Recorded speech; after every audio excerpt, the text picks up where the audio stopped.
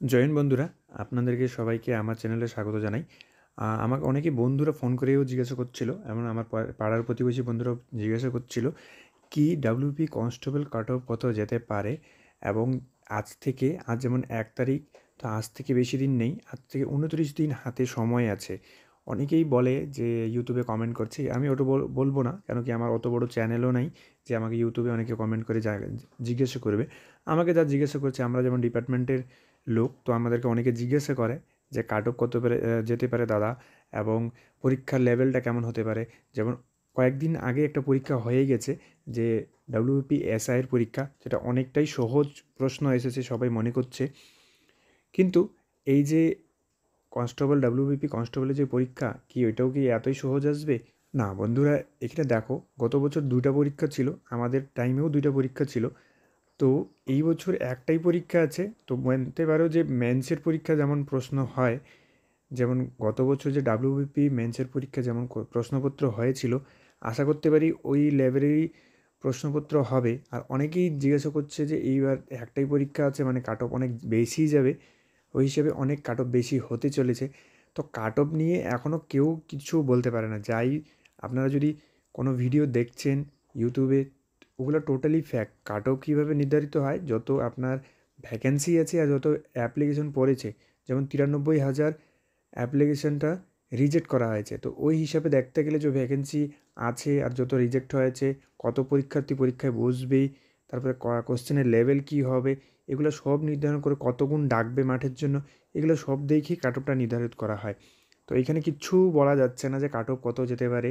গত বছর যত গেছে আশা করি ওর থেকে 4-5 নাম্বার বেশিই থাকবে। কিন্তু এটা বলতে পারো না যে 60+ যাবে, 70+ যাবে, এটা মোটেও নয়। কেন কি কোশ্চেন লেভেলের উপরে ডিপেন্ড করে যে কোশ্চেন কেমন হতে চলেছে এবং অ্যাটেন্ড কত হতে চলেছে, এটার উপরে টোটালি নির্ভর করে। তো আমি আপনাদেরকে লাস্ট মুহূর্তে এই টিপসই দিতে চাই যে এখন 29 দিন শুধু সময় আছে। আপনারা যতটুকুই পড়েছেন না কেন, এখন কিচ্ছু নতুন পড়তে যাবেন না। যে পড়েছেন ওটার ভিত্তিতেই আপনারা এখন মক টেস্ট লাগান। আপনার কাছে যদি মক টেস্ট যদি নাও থাকে, বই না থাকে, বই কিনে আনেন কোনো স্টেশনারি দোকান থেকে। লীলা রয়, তারপরে অনেকগুলো বই আছে, যে আমার টাইমে আমি লীলা রয় ইউজ করেছিলাম। বিশেষ করে আপনারা এইটা করতে পারেন যে প্রিভিয়াস ইয়ারে যতগুলো কনস্টেবলের পরীক্ষা হয়েছে, প্রিভিয়াস ইয়ারে যতগুলো প্রশ্ন আছে, ওগুলোই আপনারা যদি এই 29 দিনের মধ্যে সব কিছু যদি কমপ্লিট করে যান, তাহলে আপনার 60 থেকে 70% কোশ্চেন ওখান থেকেই পেয়ে যাবেন। 80%ও পেতে পারেন, কোনো ভুল হবে না। আর কাট অফ কত যায়? 60 থেকে 70%ই যায়। আপনারা যদি যত প্রিভিয়াস ইয়ারের প্রশ্ন আছে সবগুলো যদি করে যান, তাহলে আপনাকে কেউ আটকাতে পারবে না। তাই জন্য বেশি এদিক ওদিক মাথা ঘামিয়ে লাভ নেই। আপনারা যেভাবে পড়াশোনা করছেন ওইভাবে পড়াশোনাটা চালিয়ে যান। সিলেবাস যদি কমপ্লিট নাও হয়ে থাকে, এখন থেকে মক টেস্ট লাগানো শুরু করে দেন। অনেকেই বলে যে সিলেবাস আমার কমপ্লিটই হয়নি দাদা, কীভাবে মক টেস্টটা লাগাবো? মক টেস্ট লাগিয়ে যাও, যত নাম্বার পাবা আশা করি ওর থেকে 2-3 নাম্বার হলেও বাড়বে। মক টেস্ট দিয়ে অবশ্যই অ্যানালাইজ করবা যে কোশ্চেন আপনাদের হচ্ছে না, ওটা বন্ধু-বান্ধব বা দাদার সাথে জিজ্ঞাসা করে নাও কীভাবে করতে হয়।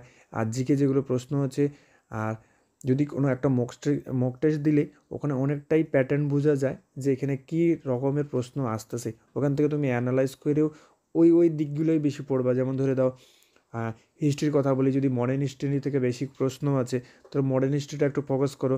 মডার্ন হিস্ট্রিটা বেশি দিন লাগে না, তোমার 4-5 দিনে মডার্ন হিস্ট্রি টোটালটা তুমি কমপ্লিট করতে পারবা। এইভাবে তোমার এখন বেশি সময় নেই, তো ওই হিসাবে তুমি একটু স্মার্ট ট্রিক ইউজ করে ওইভাবে পড়াশোনা করো। আর ডেইলি অত্যন্ত কমপক্ষে হলেও একটা মক টেস্ট ডেইলি দেওয়ার চেষ্টা করো। আর অত্যন্ত 15 দিনের আগে 2টা করে প্রত্যেক দিন মক টেস্ট দিবা, আর ওটাকে অ্যানালাইজ করার জন্য চেষ্টা করবা। তাহলে আপনার নাম্বারটা অনেকটাই ইনক্রিজ হয়ে যাবে। এখন যত নাম্বার আসছে, এমন ডিমোটিভেট হবা না। যদি আপনার নাম্বার যদি 30-40 এই সামথিং যদি এই ঘরে ঘোরাঘুরি করে, তাহলে যদি মক টেস্ট দিয়ে দেখা গেলো লাস্টের দিকে তোমার নাম্বার অবশ্যই 5-6 নাম্বার ইনক্রিজ হয়ে যাবে।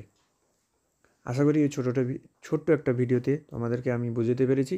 ভিডিওটি যদি ভালো লাগে থাকে তাহলে লাইক করেও আর চ্যানেলে এইভাবে জুড়ে থাকো। জয় হিন্দ, জয় ভারত।